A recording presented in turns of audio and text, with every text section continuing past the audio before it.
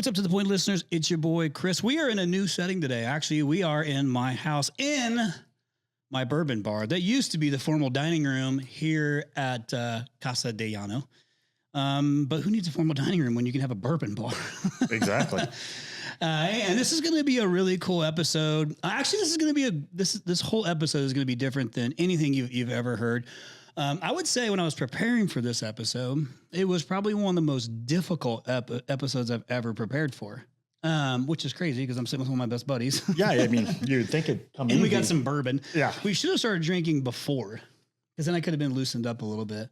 Same. But what's crazy is that I think what made me start to think about having you on as a guest was you, before I kind of get into any other shit, like we went to, so every year, so Charlie and his wife, Kelly, are one of our best friends, like our closest friends. So if you ever watch me on our social media page, the family that we travel with all the time, that's Charlie and Kelly.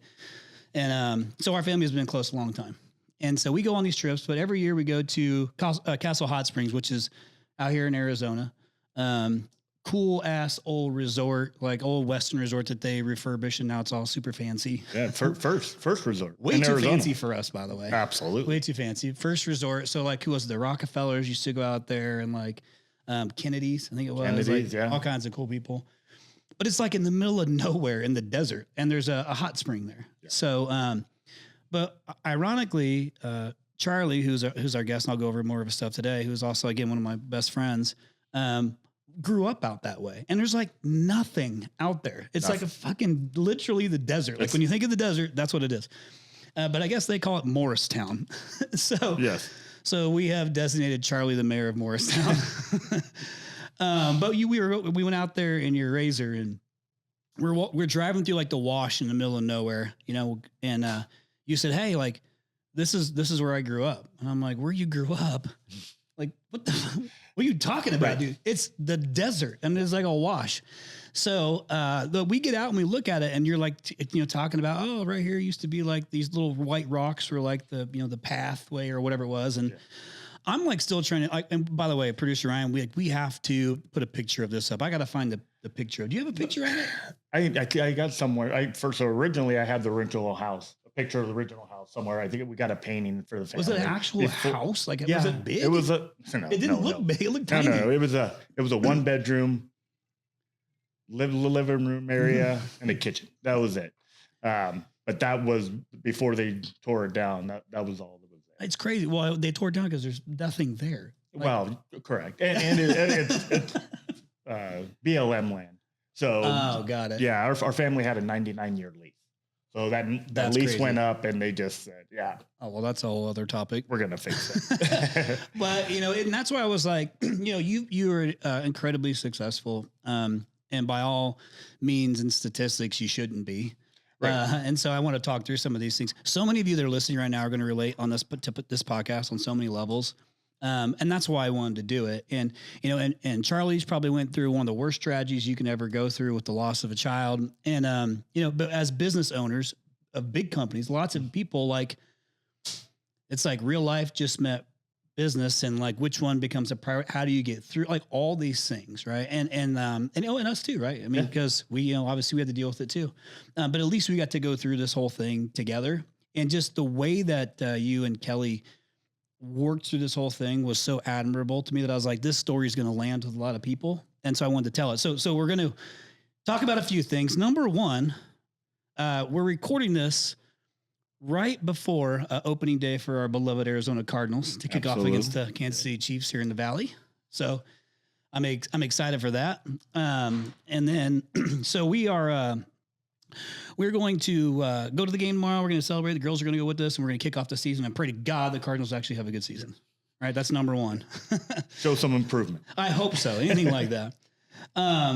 So that's, number one. I know that what's also cool is when like my, I have like this, circle of friends in business some that have become really close with, like Tommy, and you've gotten to know Tommy, and Tommy's, they finally got season tickets right down there by us. So it's cool to kind of have everybody mixed together. You went over for Super Bowl too, didn't you guys? Yeah. Yeah. That's when they had the shot luge. Yep. Shot luge. The infamous shot luge. We got a hunt coming up. That's right. Down in Texas. So that's going to be exciting. That ought to be interesting. It's going to be interesting. Jeez. Learn a whole nother side of everybody when you go. Well, Charlie is like the he's like the man's man of the group. Okay. And I'm trying to be as much as I can, but Charlie's my guy. I'm your guy. He's want to make sure I have all my hunting apparel. But this is going to actually make sense once I kind of walk through your story. So I want to share with all the listeners right now, what's going to be great about this particular episode is, Charlie and his wife, Kelly, grew a big business, right? And you guys were in the like underground utility, space, that's the fancy word for digging trenches. Trenches. Yeah. Trench company. Trench company, working with like APS, some of the big, but you built a great business, like, built this thing up to, I think, close to like 30 million when you sold the business. And digging trenches, that's a shitload of trenches to dig. A lot of trenches. It's a lot of trenches. A lot of dirt. And become the mayor of Morristown. But, I just want to share a little bit with the listeners, because I know they're always kind of interested in what does somebody's journey look like. And here's why I think this episode is going to be so key for you to hear. Again, like I said, statistically, like he should not be in the position that he's in, or maybe he should be because of what you learned and went through as a kid. So I want to take a little walk down memory lane with you, if that's okay. Cool. Yeah. So I talk about you growing up, in the middle of the desert. And when you would tell me about you as a kid, you have this like little house in the middle of nowhere. That's a wash. I can't wait till everybody sees a picture so they can kind of see what I'm talking about. You had to take care of your brothers. Yeah. You had to drive. You're driving in fourth grade to get to the bus stop. Yeah. In fourth grade. Yeah. Where we went to school was, it was 9 miles away. So at some point I was got to get the brothers to school. Yeah. So. Well, why don't your parents take you? Because you're in fourth grade, bro. Right. Well, my mom stayed there. My stepdad was a prison guard at Perryville. And so he just left on his schedule. It didn't matter what our schedule was. So got it. So sometimes, or they would be gone. There were several times where I was in charge of the kids for a couple of days, the brothers for a couple of days. That's incredible, dude. And he wasn't he was kind of abusive dude too, right? Oh, yeah. He typical movie prison guard. Just imagine he's 6'3", 6'4", 250. And pretty much acted like we were also prisoners.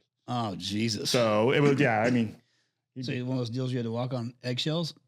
Yeah. Yeah. Yeah. Well, it didn't matter if we were walked on eggshells or we were being good. We were always in the wrong. So that sucks. That's a shitty situation to be in. And what's always crazy too is remember you telling me, because you played football, that it being 9 miles away from school is, and once football is over, then you had to walk. You walk 9 miles back? Well, yeah, because if we weren't where he parked, where we were supposed to be picked up at the time that he came home, he went on his way. Well, after football, I'm not getting home until 5:00. So back to Morristown and from Wickenburg. And then, then you had to walk. So I did that most of my freshman season. And then by then I had my license and had started getting a car, so at least I could get back and forth. That blows me away. Like 9 miles is a journey. Especially after practice, like after you're done. It helped. It helped my conditioning. I was probably in better shape than half the guys because, I was putting in a lot more work. See, what it means, for sure, what it immediately makes me think of is I think about your mental fortitude, your mental toughness, because you had no other choice. Right. Here you are in a situation where you're almost having to grow up faster because you're having to take care of your brothers. You're having to be responsible for yourself. You're having to, worry about, being abusive. You just, gotta be an asshole to you guys. And now you're having to walk to school. You're playing football. I'm guessing you probably took some of that aggression out in football. Oh, absolutely. It was a great release. You know what I mean? Well, and so the way I think about it is when you're, I come from a very small town. Nothing like you did. I look like the Taj Mahal compared to what you came right. from. But you legit grew up in this poverty situation, crazy situation all the way around. And, for most kids, it's hard when you're in that situation to be able to dream big or understand what's possible. Even coming from a small town, I struggle with it. I had no clue I would accomplish what I did until I got older and realized it was a legit opportunity. But when you're a kid, that was not an option. We didn't think about those things. Did you ever imagine that you would one, like even become a business owner when you were younger or be as successful as you guys have become? Yeah, absolutely not. I mean, for me, it was, you don't know when you're in a bad situation, you don't know you're really in how bad the situation was until you get out of it. Yeah. And then you look back and you're going, holy shit, I put up with all that. Like, I mean, so no, I mean, my plan was just to get out there, get on my own, get a decent job that I could support myself and my family. And once I got that, it's like, okay, what's next? And it was always, for me, it was always what's next.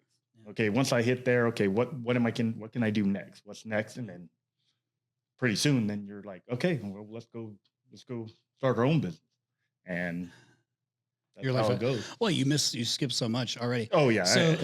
Well, and that's fine because I want to talk about it. It's because what I'm getting at is I want people to hear that as shitty and poor as your situation is, that you were able to accomplish so many things, but I want them to understand how it developed your mental toughness, right? So, Yeah. so because statistically you should not be where you're at. Right. But like I was telling you ahead of the podcast was, I actually think, but also maybe you are, because of the way you're able to handle that, all of that, and then use it for good as you move forward. Right. And I think what it boils down to is a lot like me, is we're just kind of willing to do the work, Right. and if that meant, oh, hey, we started a business, great. Looks like we just started a business and here we go. Yeah. So I just wonder, like for you, is that, was there something like different about you, that kind of set you apart from being that statistic, or was it like a mindset thing? Was it a person like that kind of maybe helped you, or like what? No, I mean, I think it was just the hard work. I mean, what we're living out there is hard work. I mean, we're hauling water. I mean, we're cutting wood. We're doing all these chores. And then you go to a 9 to 5 and you're going, okay, yeah, this ain't that hard. You know what I mean? This ain't that hard. And I've dealt with worse than that. So it's just the toughness. It's, we see it today in the kids. They don't have no struggles, and they can't figure stuff out, and they can't push through the hard times and hard things, which that's what you need to do. That's the only way to get through it, is push through the hard stuff. Yeah, you go, but when you go through it, you're actually, as shitty as it is, you're actually learning quite a bit. But you got to come out the other side with like a plan, right? Right. To Absolutely. take what you just went through and how do I not let this shit happen to me again? Yeah. So, I mean, but you can also see how somebody would turn to drugs and just be an alcoholic and shit like that. Well, 100%. Right? And I mean, when we dealt with drug abuse and stuff through our family, both sides of my family. But that was one of the things, I guess, maybe I seen that, and I seen that it didn't work for those guys. So that's why I'm pretty for, I mean, yeah, I drink, but as for drugs, I stay away from that stuff. I seen what it does to people. Yeah. And so you're like, you lose control when you do that. And it's like, yeah, and I've seen what other people do. Like, I don't want any part of that. Yeah. Yeah. That worked out good for you. Absolutely. I mean, it kept me on the straight and narrow for the most part. And Kelly. And Kelly was 100% the main driver there. For sure. Yes. So I want to pivot to that real quick too. So how were you when you and Kelly met? She was in high school. She was 16. I'm about a year and a half older than her. So I was right about 17, 18 years old. Yeah. She was a sophomore in high school. Got it. So you started working for, I think it was Klondike at the time. Was that? Well, that was before. So before I started where was working for a little plumbing company, doing some plumbing and stuff. Once I started dating Kelly, her dad worked for Klondike. And he's like, yeah, if you're going to date my daughter, you need to get a real a man's job. I'm like, and my father-in-law, I mean, drill sergeant and ex-cop. So there's no messing around with him. He was like, okay, this is the path you're going to take. Here you go. So you meet Kelly, but you're kind of down this path though of getting into that whole, because actually what's kind of crazy is even like some of the family and the friends are all in the same business, and we're even like competing against each other. Like they're competitive at companies doing trends. Absolutely. So you and Kelly are been together. You guys decide you're going to start your own business, and you guys co-found Arizona Trench Company, and that's in 2013. 2013. Yeah, September 2013 is when we started. And what was cool is like kind of like Anna and I when we started Rhino, it's you and Kelly's skills like complementing one another. So which worked out, really well. But, when you're going through this, when you guys have, CJ and you had Hope and you have Maddie and you have like kids and you're trying to grow the businesses, like how did you guys balance, like your relationship? I mean, you're younger, right? Your relationship, the business, just like life in, general, when really like everything's on the line and you're like, let's just go do it ourselves and, and figure it out. Well, as for working with Kelly, I mean, we worked together since she got out of high school. I mean, she's always been on the finance. I was always on the operations side. So when we started the business, I mean, we had both pieces of the puzzle. So it was pretty easy for that. And then for us, it was, I wanted to have something to leave to my kids. We wanted generational. We wanted to make something generational.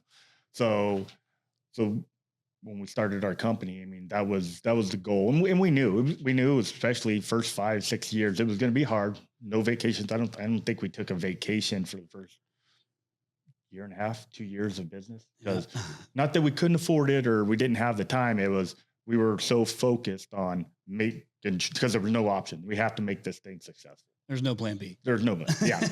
I mean, we took out all of our retirement to start this thing and there was no plan B. Yeah, I love it. And to be a spoiler, ultimately these guys end up selling to a Fortune 500 company. But I just want to share a couple of numbers on how the business like progressed, which I think is cool, because really you guys started, in 2018, you're sitting at a little over 7 million, 19, you're sitting a little over 12 million. You guys had a hell of a jump from, 19 to 20. Yeah. Another $10 million bump, nearly 100% growth almost. And then all the way up until you guys, exited. Well, I should say, brought on your, Quanta as your main company in private equity, or I guess it's not private equity. But they ended up acquiring Arizona Trench, which you guys still run. But you and Kelly were the co-founders, president. You were the co-founders, and you were the president. Correct. Yeah. And you get a company like Quanta. That's how many $1 billion? I don't even know at this point. I know it's in the billion. It's like, I think 25 billion or something. Yeah. Is what we're going to be doing this year, which is crazy number. And they're everywhere. I mean, every state has 2 or 3 companies and they let everybody runs independent. So you're not going to see a big Quanta truck. It's going to be an Arizona Trench truck. That's a Quanta service company. Mears truck, that's a Quanta service company. And everybody keeps their own identity, which is really cool. But all together, we're just it's crazy to think that 20 plus $billion of and you're digging trenches, bro. Yeah. just for our trench digging. Right, conduit digging trenches, baby. They always say you're going to end up digging trenches for the rest of your life. Well, it paid pretty well for me. Sometimes it pays well. Shit, all I had to do was learn how to use a shovel. You remember when I did in your office one time? The internet went out, and I had to do a podcast in in your conference room, and it was with Mario Camperano. He was a Mexican trencher. Like he did that guy in your office. He did trenching early in his career, and then he had a great residential electrical business over in Southern California. But it was cool to kind of just see how like the progression of your business grow and scale, and to be friends with you along the journey, because you and I kind of went through the process at the same time, and you ended up selling before we did, even though we started before you. You got it done before we did. But it was like what a gift for us to be able to go through it at the same time. Yeah. Oh. And to be able to kind of celebrate together and then go through the postmortem together, Yes. Go through all those things. But it's interesting because, you talk about you being really good at operations and Kelly was good on the financial side. The difference was you also were in sales because you were having to go and sell jobs and stuff like that. I was really sales and marketing. I wasn't running any of the business. Anna was really operational and finances. But I've learned, from you, it is, this is going to make you uncomfortable. That's why I'm going to do it. But one thing that I appreciate about you and why I think that you've been super successful is because, when it comes to like networking, like business for network, like, yeah, I'm going to go out and have to meet people for like, that's not your thing. You don't love that type Not of at stuff. all. I can totally do it. You know, it's like, for me, it's nothing, to go get dropped in the room and go make friends with people. I can totally do those things. I know. I envy that about you. You don't like to do it, but, what's weird is you're actually really great at relationships. So like if I made an introduction to one person, boom, you're off to the races, because then you can have all kinds of conversations and you're good because you're easy to talk to. And because we've had these conversations, I think what also is very helpful for you, and I have to believe some of the shit comes from like your past, but you're super intuitive, you're smart, you're resourceful, which you have to be in business. You're super competitive. Absolutely. Absolutely. We have this thing where when we go on our trips, we're called the Yanders, which is the Yano and the Sanders together. Charlie's last name Sanders. And then when we go to Castle Hot Springs, they've got like all these different little games and stuff, whether it be cornhole or golf, or, bocce ball, whatever we can do. And so we have the Anders games. Yep. Now that we're getting older, we have to watch our ankles and our knees blowing out ACLs. But you're super competitive, just like me. The other thing is like, I appreciate about you is you'll do pretty much anything for anybody. You really care about people. And I think the thing that it's most admirable is, whatever you do, you're trying to do it the right way. Like you don't want to screw somebody. You're trying to do everything the right way. And people want to be led by you. Right. And that's a pretty fucking cool feeling. And like people want to be led by you. Now you to look at it as like, well, I'm just kind of doing what I do. Like this is just how I roll. But like, what is it, man, that people just want, like, why do people want to work for you? Like, what is it that you're doing that's so different, that people want to be, because you and I are very different. Right. So for me, I care, you know what I mean? And they can tell when you care about them and not just what you're getting out of them. So, we care about our employees. We talk about it all the time. It's ATC the family. It's ATC family. And we care about your wives. We care about your kids. That was probably one of the most stressful things about having a company for me day to day was I have 200 plus mouths to feed. And so I took that very personal. There wasn't no work, I'm scrounging and I'm calling people and I'm leveraging all my relationships to like, hey, what do you got? And we love and we care about our client. We care about doing a good job for them and our reputation. You know what I mean? Because that I think pushed that pushed all the growth. Is that whatever they need, our client needed, we were there for them. Well, you're in like a niche too, kind of like me. Like you have like a super niche though. Yeah, we're in a super niche, and it's all about maintaining those relationships and your reputation. If everybody messes up, you go mess up, you own it, make it better, make it right. And so it's all about caring about everybody. And if you just care about everybody, they see that. And they see that you're not out there just trying to get as much money as you can from the client or work these guys extra without paying them a little more. It's if they think they're taken care of, they were all in. Yeah. They're not going anywhere. No. Yeah. And it has to be like authentic. 100%. It just gets harder when you get so big. Like when you have so many people. Like I remember coming to your Christmas parties, over the years and like seeing this thing grow and scale, kind of like you've been to ours and seen the same thing. Yeah. It gets fucking hard once you get really big. It gets really hard, but if you can push that down to your leaders below you, and we're all in the same group. So, and now I have to just keep pushing that into my leaders and make sure they're pushing it into the next level. You know what I mean? Mm-hmm. It's just got to all push down because if I care about them, then they're going to care about their guys. And so on and so forth. But it does get hard. It gets hard to know everybody's name like we used to. Sure. When we were 30, 50 employees. Yeah. So you got to rely on your leaders who are actually like a little bit closer to all the people. Totally agree. And you've got nobody to hold you accountable except you and Kelly holding each other accountable. Yeah. But there's nobody really holding you accountable for anything. So you just kind of got to go and do the things. So real quick, you guys saw such like great success, and that massive, 100% jump from, 12 to 22 between 19 and 20. Yeah. And COVID, which is crazy. And then to kind of, keep growing from, 22, you had that like 20 to 2021 was a smaller growth, which we're going to hit on. Yeah. Then he hit up to 28 million, then to 35, but you sold, at 28, which is big ditch digging business. Yes. Yes. But once you guys did your deal, was it harder? Was it harder letting go than you expected? Absolutely. Like what emotions came with the whole? So yeah, I mean, it's anything you build, especially from like what we did was ground up. I mean, we started with 5 people in my garage at my house, and we built it into 100 plus employees by the time we had sold. And it's always hard to give up something you've grown. Right.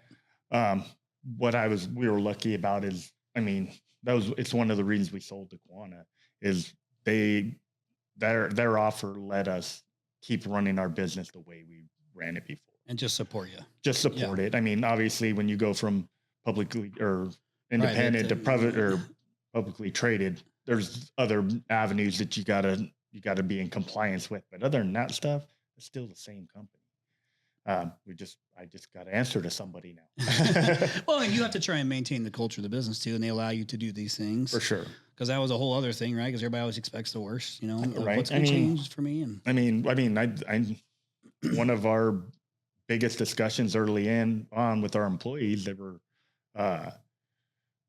was when every Monday morning we have a safety meeting and we pray. We pray as a group, and they were worried that corporate was going to shut that down, and corporate's like, no, you guys do your thing. You guys do what you do. I mean, obviously we can't ostracize anybody or leave anybody left over, but it's open. You want to pray, you pray. If you don't, you don't. It is what it is. But I mean, it's the little things that we were able to hold on to that Quanta's like, hey, you guys are your own people. seems like a really cool situation because like you get to celebrate what you've built by bringing on Quanta. Yet and get some nice financial security, but then you still get to like, we still have kids in school, so we got to keep going. Like, what are we going to do? Yeah. So you get to keep going and you kind of still get to run it, but now you get to run it with a lot of extra support, help, buying power, like all kinds of cool stuff. But the most important thing you said was that you picked the right partner. This is where a lot of people go sideways. Absolutely. I mean, it wasn't the best offer or the biggest offer, right. But it was for sure the best play for me and Kelly and my guys. Mm-hmm. I mean, the opportunity with Quanta, I mean, obviously we're in every state in Australia, Puerto Rico, like we're everywhere. So, I mean, that's why a lot of our stuff's branded ATC now, because we're in Colorado, we're in New Mexico. I mean, we're not just Arizona trench company anymore. We're trench company. You're a trench company. We're a trench company. And so yeah, I mean, we would have never in a million years thought that we were going to be outside of Arizona. But with Quanta, hey, we got this opportunity. What do you want it? You got this opportunity. And so you start going, yeah, sure.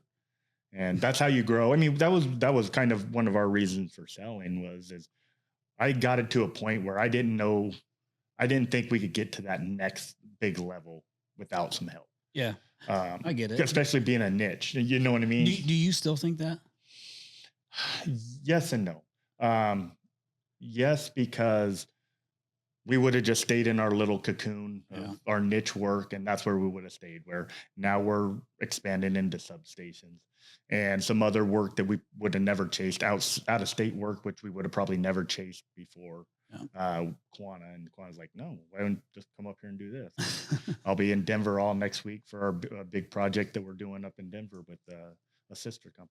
Yeah. So we would have never done that with them. I mean, I kicked that whole thing around too. It's like, and I actually do think that, but you don't know, right? And you think you're making it really, really like you're making the best decision you can make with the knowledge that you got, right? And I think these last few years for me have been some of the hardest for me, because I had to like learn what my purpose needed to, had to shift, because the business is now an investment, but I care about the employees and the customers. And it's like, so I have to shift with it. And you basically kind of got to fight a little bit, right? To make sure you get to maintain those things. And by the way, like the business is great. It's just that I personally was like, man, how do I fit into this puzzle when you're used to being, the leader of this thing? But I learned so much these last couple of years, and that I do believe that Ann and I could have done this without private equity help at this point. I do believe that at some point we would have needed to, but you don't know. Right. And by the way, like my private equity company, is supportive of us, and we're kind of getting back, on track. Yeah, You've obviously know all about everything for, that we go through. We tell you everything. But nothing like you guys went through. Right. So I'm going to make a hard transition. So let's take a drink first. I'm drinking Knob Creek maple syrup. Maple from Knob Creek, smoked maple. What are you drinking? I'm drinking Eagle Rare. Little Eagle Rare. Little Eagle Rare. Yeah. Okay. I know you don't like the maple stuff, and normally I don't either, but this one is one I really like. So this is going to be a pretty hard transition too. And it's, and just so everybody that's listening knows too, like this is a pretty hard pivot, and it'll probably be I think the most difficult part of the conversation, because this is far more difficult than anything else that like his childhood that he came up and how he grew up. But it's such an important part to the story, because as we sit here today, you work under a Fortune 500 company that bought a company that you started from scratch. You and Kelly started from scratch, built into this great business, and you could still continue to scale. And you guys are both extremely valuable leaders. Fortune 500 company. You guys are very valuable people. So you mean a lot to this big ass company who has tens of thousands of employees, like some crazy number. Yeah, I think we're 60,000 employees. Okay, so a little bit more than 10,000, whatever. 20 some odd $1 billion organization. That's got to feel pretty damn good. Absolutely.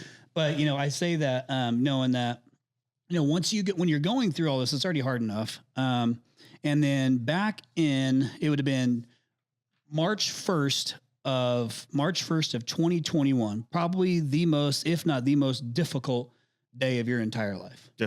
By far. So that's when your life would change forever. Now, obviously you have not sold the business at this time. You're in it. We were mid acquisition when this happened. And obviously that put everything on hold, but you're just reeling. I'll never forget it. I know exactly where I was when I got this phone call. And, this is one of those situations where, I get a phone call and my wife tells me that Hope, your daughter, Berkeley's best friend, my daughter's best friend, has passed away. So, and it's something where I was like, what? She's, 13. Yeah. And, March 1st, 2021, the beginning of the year. And the thing that no one likes to talk about, and you don't quite understand, is how someone dies. People automatically always wonder, like, how did they die? What happened? Yeah. And people don't like to talk about suicide, but it's a thing that has to be talked about. It gets swept under the rug so much because of the stigma attached to it. Absolutely. And the hardest part for me, for you, is that you are the one that found her. Correct. Right? Nothing else matters in that moment except for like that is it. Like, how do we fix this? Yeah. And you, who are naturally a fixer, right? Like that's what you grew up in that space. Yeah. You can't fix that. There's no fixing. There is no fixing that situation. And anybody who's listening to this, who's ever been through it, can completely relate to Charlie. Or if you know a friend, you can relate. I mean, my God, like to us, you was a daughter, so we felt it. Yeah. Oh, yeah. And, and it was heartbreaking for us, and having to tell Berkeley was like, awful, right? Like having that was awful. And so we all got to go through it, together, but I just can't, in that moment though, I wondered a few things, as we went through like the days and the weeks moving on. I was like, how, like these guys have all, I get, we all have our personal lives, but they also have a big business with a lot of people relying on them. And you can take a little bit of time, but like, what's this thing going to look like for them? Are they going to recover from that? I don't know that I could recover from that. But like, maybe just talk through what was that time like for you, you, Kelly, the family, and like the company, because you had that little like company didn't grow a whole bunch between 20 and 21. Like you're dealing with all this stuff. Maybe just kind of talk through like the raw, like how did life go for you at that point across the board? I mean, we went on autopilot. I mean, like this was a Monday afternoon. I think we didn't care about, we didn't care about the business. We didn't care about anything. We couldn't focus on anything other than our family at that time. And we still have 2 kids that we got to take care of and do that. But we're just on autopilot. I mean, thank God we have our ATC family. Yeah. Everybody just jumped in and covered us. Our client was understanding. I mean, I have personal relationships with a lot of our client. So once they heard, they're like, "Yep, we get it." My phone stopped ringing. Everything went to my number 2s and 3s, and they all work. Our client worked with our employees to make sure that a lot of the stress was off of us, and we'll get through it. And they kind of took it over there. I mean, I think we were gone a month. I think before I actually stepped back in, um, once we were able to get Hope buried and Yep. everything else, and then we went back. And at that time, none of those guys that are with us are salespeople or so our work was dwindling down, Yeah. and which kind of helped me because then that kind of lit a fire like, hey, I got to get back and I got to go do my job, which was a great break from day to day thinking about a Hope. it. And yeah, it got my mind off of it a little bit. So that it for sure helped push me in the right direction. You know, I think that I think I would be guilty of the same thing, but I will also think it's unhealthy, like because you basically just mask it with Mhm. work. Yeah. I'll just work. Yeah. I've done that so many times, Mhm. and but I get it. Like, my Yeah. God, well, what else can you go do? Just get hammered the whole time, or like mad? Like that's what a lot of people would do, Right. right? I mean, and with my family background, That's I mean, I didn't drink. I didn't drink until Hope everything was settled with Yeah. Hope because I was afraid to go down that rabbit hole, and I don't know if I would have been able to get out had I. yeah, that's good. I mean, well, you know, and it is hard because especially when you have other kids, you got 2 others. I got 2 other kids I got to And worry about. yeah, you got to think about that, and you have to be there for Kelly. She's got to be there for Yep. you, and if you guys aren't like there for each other, there's no way you can be there for your team, your employees. Absolutely. Like, but the thing is, for me, is I just can't even imagine that I think that the thing that probably breaks my heart the most for you is that you will never be able to get the visual out of your head of that situation. Yeah. So you have to, and this is where I'm actually also grateful that you have such good mental fortitude. Mhm. Is I think some of those things early on in your life, in some weird ways, have prepared your mental toughness for, not that this is like how Right. I wish it would have went, or you like that was going to happen, Yes. but at least you're super strong, and because it would be difficult, to kind of get back on track, because it would take one, thought, and you're like right back down that damn path, 100%. and I, only reason I bring it up is like, obviously it's hard, but the worst thing we could do is not talk about it. One thing that you said to me, like, because obviously we were trying to make sure we checked in on you guys, and nobody wants to talk about it. Yeah. Because, and not because they don't want to talk about it, like, to be mean. It's just nobody knows how, Right. or the awkwardness of bringing it up, or how Right. you're going to feel. And is it going to hurt worse? Is it going to help or is it going to hurt? Yeah. And there's often like this stigma around suicide. That's like, it's like, maybe regret, or like maybe not regret. Well, you probably have some regrets, or like, what could I, or shame. It's all, yeah. You're always going to go down the what if rabbit hole, and you just can't, because it doesn't help. Because you're always going to go down well, if I would have done this, if I would have done that, what about this? What about that? Especially with Hope, because there was no signs. Like, Right. we didn't know, we knew nothing. Right. So we were like totally in left field. Like, we had no clue. I mean, you remember earlier, like, unfortunately, we were kind of badgering Berkeley, because Berkeley was their closest friend. Like, did she say anything? Did you know anything? She didn't say nothing. Anybody, from what we can find. So that just leaves all the open, but you just can't do it because it just doesn't help. Yeah. Nothing helps. Hey, you beat yourself up. Mm-hmm. The what ifs. Yeah. Will beat yourself up.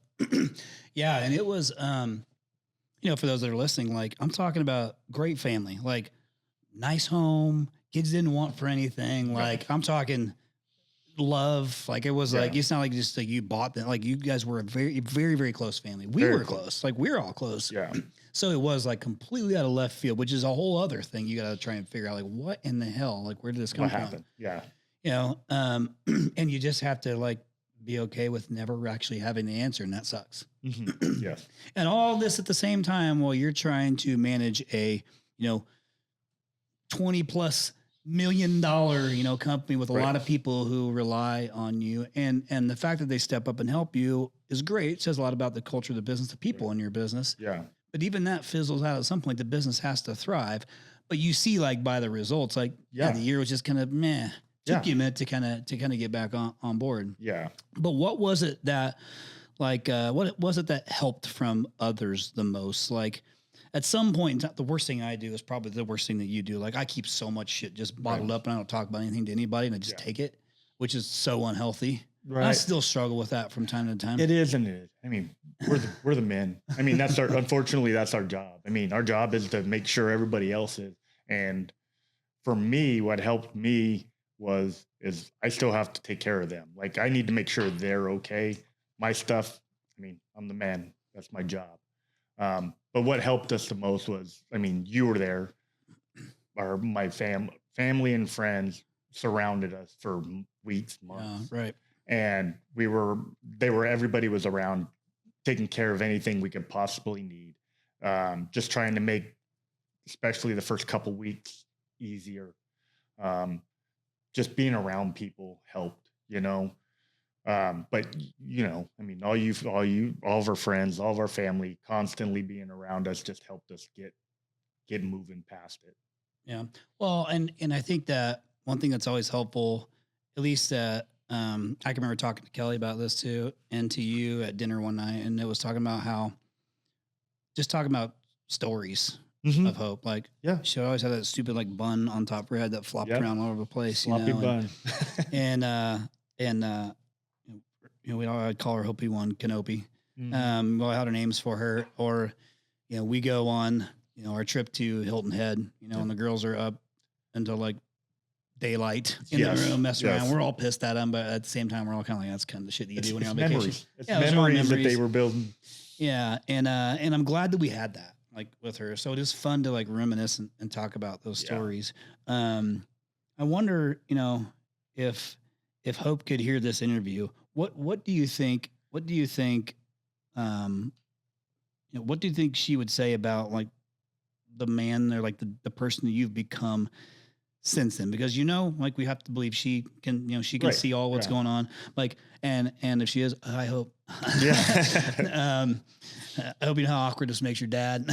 But, like, what do you think that she would think about, like, who you've become, like, since then? I mean, I'm hoping she knows that we're trying to keep her memory alive. I mean, we're trying to make sure that everybody knows about her, what she was about. I mean, what really matters is that we're prioritizing God and our family is number one over everything else. Yeah. I mean, and I think we do that by continuing to share stories, with her, and thank God this is where Facebook's great. Yeah. Because you can repost all the stories and the posts and stuff all the time. All of her stuff keeps popping up. Yeah. And then as you see her friends get older, right, you kind of have that connection through. Last year, I mean, all of her friends graduated. She was supposed to graduate, so we were at a lot of graduation parties last year celebrating all of her friends, and it was good. I mean, obviously, it would have been better had we been worried about getting to our graduation party also. Of course. Well, and Berkeley, Berkeley put on her tassel, her picture of Hope on there. So, like, those are the kind of things that's, like, good for you guys. Absolutely. Too, and for us. Oh, it was, who cared about her. For sure. Did you, did your priorities, like, as a business owner, kind of shift after that moment? Like, the grief, the going through all that, or grief, or, like, just, like, the outcome of it change the way that you view, like, success, or, your legacy, if you've ever thought about that, or just even, like, your value of time? Like, did it change any of those things for you? You're kind of like, oh, I kind of went into it and this was my why. Now my why is this. Like, any of that stuff shift? Yeah. I mean, for us, it actually shifted our focus on that. I needed to make sure that I'm spending more family time. And I needed to get the business. I needed to get the business where I could step away and enjoy the vacations and the stuff that we do together as a family. Because at the end of the day, that's what's the most important. Yeah. So it shifted that way. Obviously, you know, me and Kelly, and it's hard for us to let go of some of the pieces, but we started backfilling those pieces of leadership right below us and letting go, get some more stuff off our plate so that we could enjoy those. Yeah. You shifted because you just never know. You never know. Perfect example. You just never know. And actually, I think for us too, it was also good for me and Anna and our family because it also made us shift. Like, man, we've been grinding, you know, and we need to do the same thing. And these kids aren't getting any younger. Nope. So that was also like a pivot. And I'm proud because we go on so many awesome trips. We're going on a lot of trips. We are now lords. Yes. We are lords.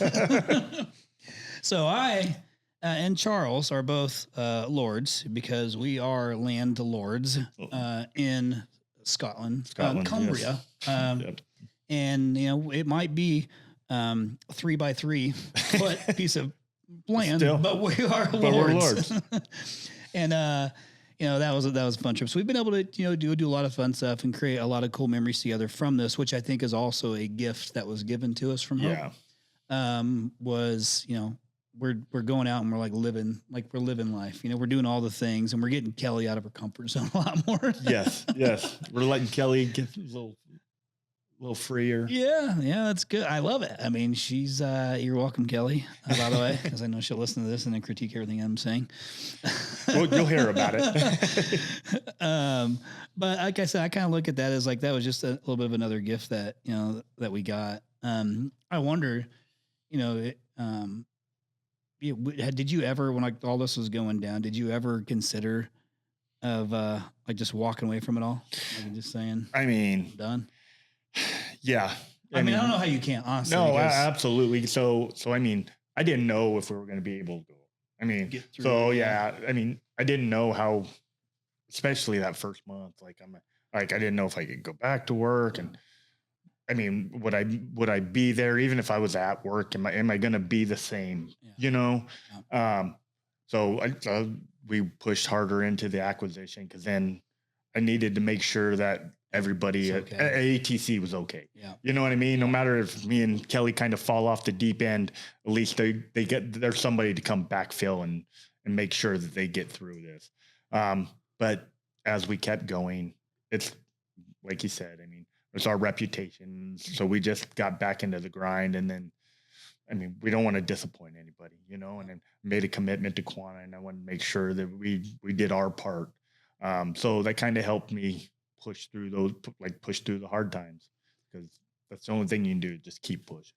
Yeah, I think that's pretty thoughtful, you know, to go through something like that, but still kind of be thinking about how you leave everyone else. Right. You know, and like securing the future. I mean, obviously Quanta's publicly traded and I'm I have stock in Quanta. And keep doing what you're doing. I appreciate it so much. We did that because of you. We believed in ATC. We appreciate you.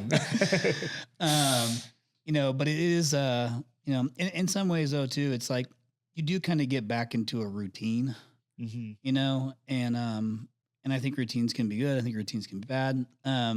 But once you're back in that routine, you kind of just are like, you know what, like we might as well just keep going and seeing what else we can do and accomplish. And seems like that's what you guys have been doing. For sure. So I just, you know, I figure we should use this opportunity because, you know, hopefully 30,000 some odd people hear this episode, which would be pretty cool. Is there something about Hope or her spirit, her heart, or her story, or anything that you want people to remember her by, who don't know her, like know about her? Like, you know? I mean, she was so loving and innocent. She was one of those ones. She's fragile. She was like super fragile girl. She would get in trouble for leaving her clothes out, this and that.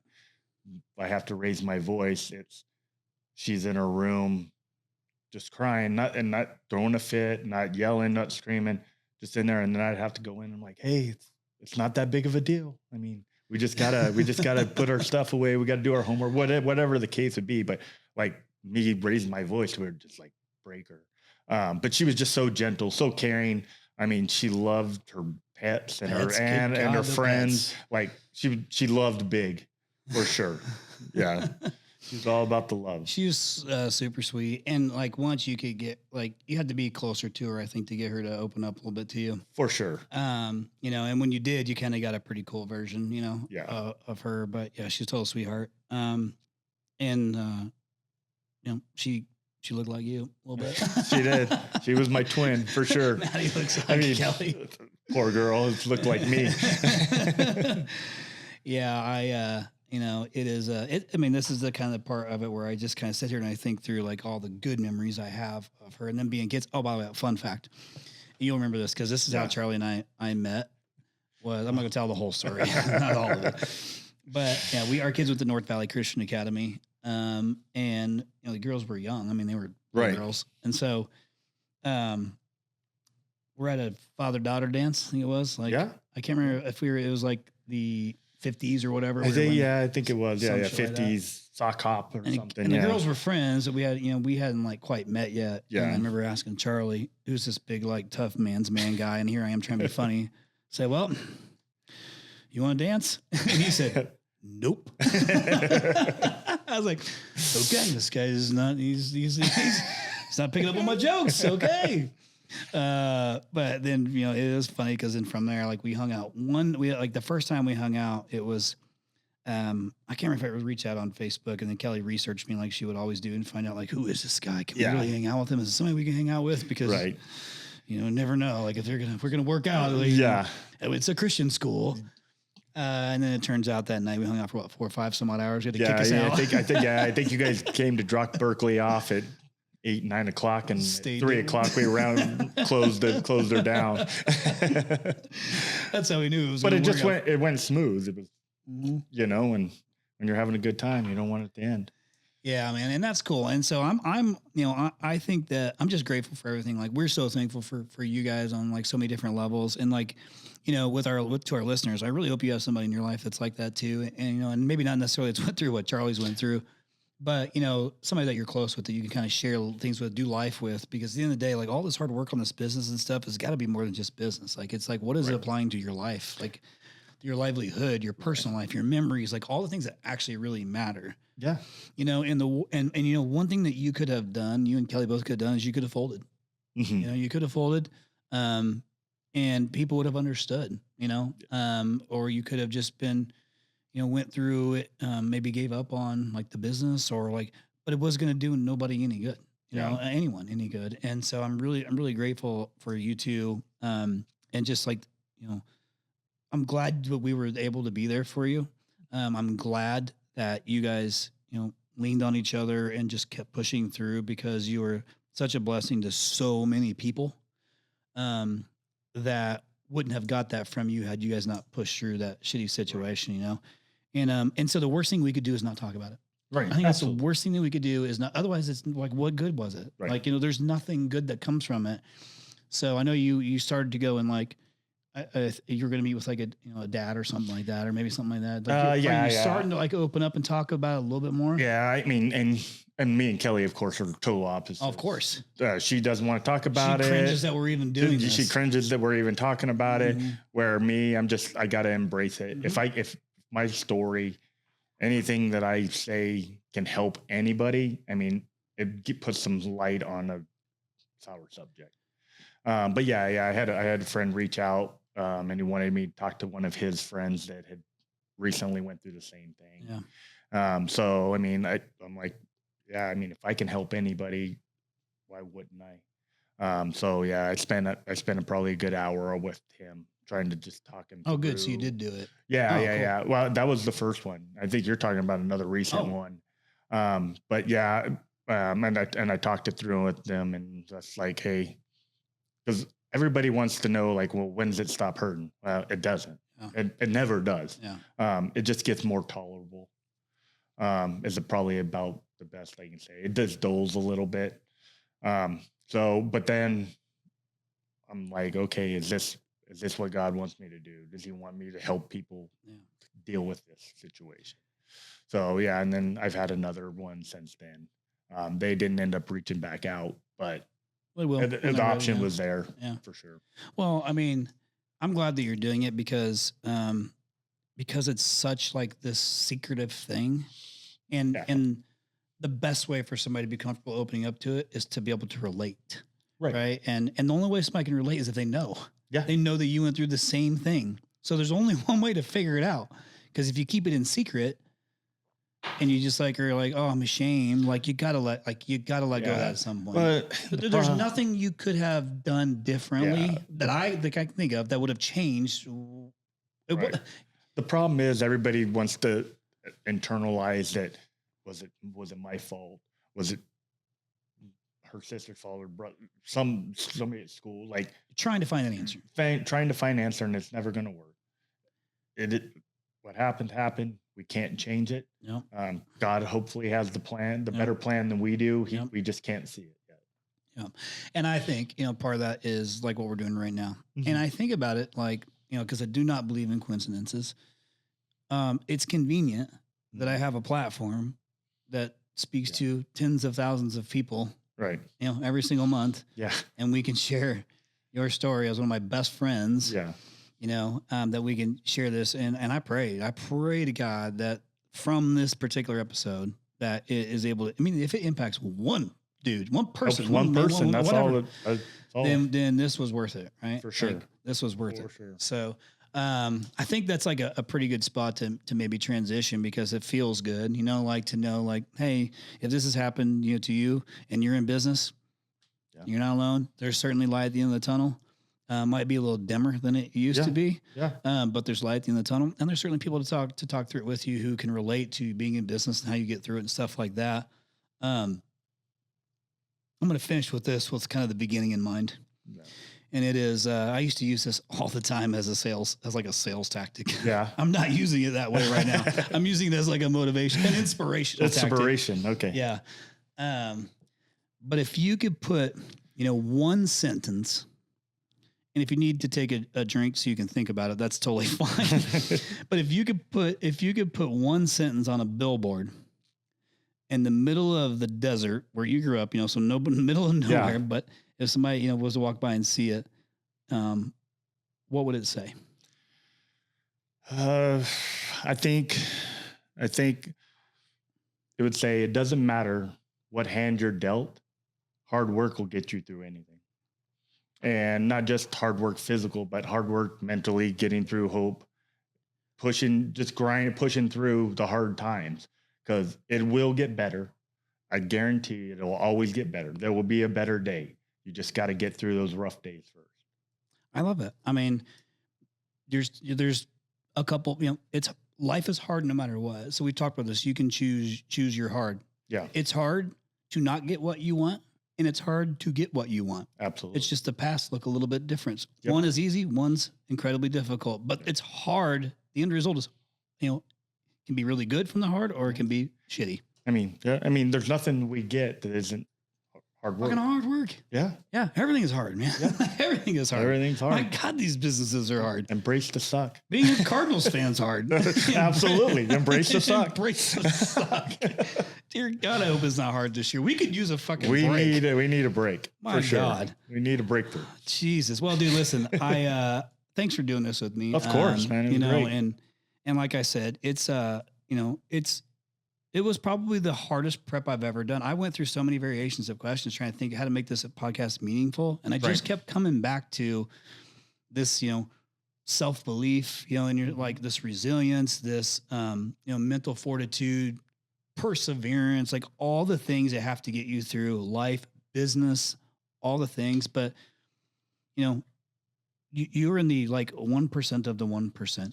Right. Just which is crazy from a little kid from Morristown, just the mayor of Morristown. And you did it. And honestly, I could not be prouder to be your friend and to watch you on that journey and to see what you guys have accomplished. And we love you guys so much. Right. And my hope is that everybody listening to this podcast, kind of walks away with some sort of feeling of shit, man, whether you believe or don't believe, nothing is going to be harder than the shit that Charles Sanders and Kelly Sanders went through. Hey, listen, I imagine there's people that have it harder than me, but I think even they can push through and they can make it through. You just gotta keep going. Well, let me throw this out there, and I wasn't going to do it originally, but I will. Because usually I think the community is very small. If is it okay if I like share maybe just your like social media page or something, like ask them to reach out to you through social media or something? For like sure. Yeah. So if you would, let me know if you're friends with me on social media, you can just look at my friends list, or you can type in Charles Sanders. There's probably a lot of Charles Sanders. Yeah. But if you go to my page and look at my friends, you'll find them. I mean, shit, you just gotta look at some pictures. Yeah. You'll find us Look at the last vacation picture, and I'll probably be there. I think we're in Montana or some shit like that. But yeah, reach out to Charlie and you'll be happy to share with him. Absolutely. Okay, cool. Well, listen, glad we finally got this thing done. I'm glad we did it in my bar. Yes. I'm glad I did it over a glass of bourbon with you. All right. I think we would have went a couple more bourbons earlier, maybe we'd have went too deep. Like we went too far down rabbit holes. We've been known to do that a time or two. This is a 2-hour long episode I had to break up into 3 parts. But it's exciting to watch your journey, and it's even been cool for me because I've gotten to meet some of the Quanta folks, and leadership, and like they're great people and shit. We go to the Waste Management Open together, and it's like we get to do life together. I'm grateful that we got to be here through all of it, with you guys. Not the beginning part. Right. I wasn't through the super hillbilly part. Why weren't you? I was doing my own hillbilly shit. Right. But it's cool to kind of get to do live with you, and to our listeners. Like I said, I hope to God that you have, a friend. Like I have in Charlie Sanders, in your lives, and that you have somebody you can lean on, through thick and thin, and who'll be your ride or die. And if like shit goes south and I got to bury somebody in the desert, I know I'm called Charlie Sanders. Trench crew, baby. He knows how to dig some really good ditches. Listen, you don't got to do everything, but you got to do something. No 0 days.